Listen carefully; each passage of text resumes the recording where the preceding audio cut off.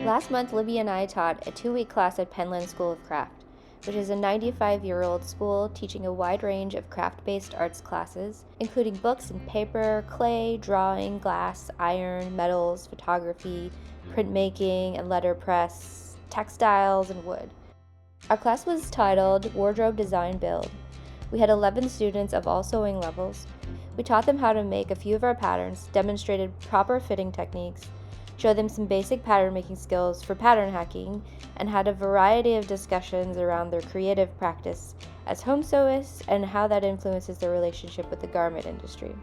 We developed a highly ambitious schedule for them and got started with a cutting demo. We always advise cutting your fabric with a layer of paper under it, and I think we convinced many of our students there is a major benefit to making this a part of their home sewing practice. I demoed some crucial steps of sewing the bumper jumper, and they made muslin so we could help with any fit adjustments and began discussing any variations that they might want to make. Here's Libby and I walking them through fit adjustments on the bumper jumper. We encourage them to really think through all of their ideas to help them get to the final pattern, not only including changes to the pattern, but also how the fabric they choose would perform, how they wanted to finish the seams, and how they might want to add shaping to the jumpsuit. They were able to document this process on their make sheets, which is something that came out of an exercise we introduced the first day of class. This sheet walks them through crucial decisions about what they are making before they even touch the final fabric. Here's an example of a neckline variation being decided on a muslin sewn by Julie, and Jan working through his jumpsuit fitting. The final jumpsuits started getting cut, and here's some of the final looks, including this bumper dress made by Jenny on the left.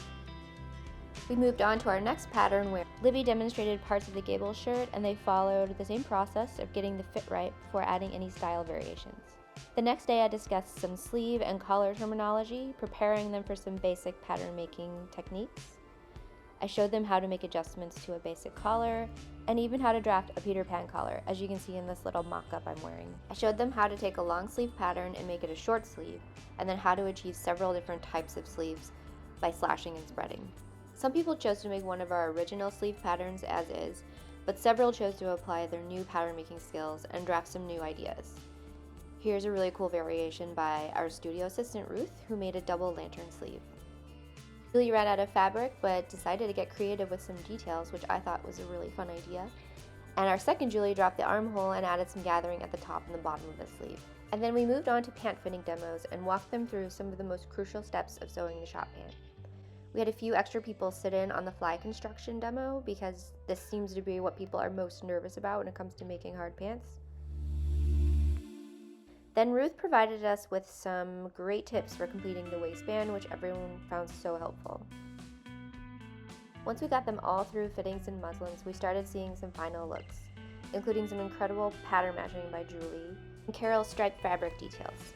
And we were so lucky that our third Open Studio pattern founder, Leigh, could drop in demonstrate sewing hip pack for anyone who had time for a fourth pattern. Here's one made by Jan, who has some experience with bag making, and this one with a fun print made by Jenny. The whole class took some of their finished pieces out to the knoll, and we had a quick little photo shoot to highlight all the amazing work they had achieved over the past couple weeks.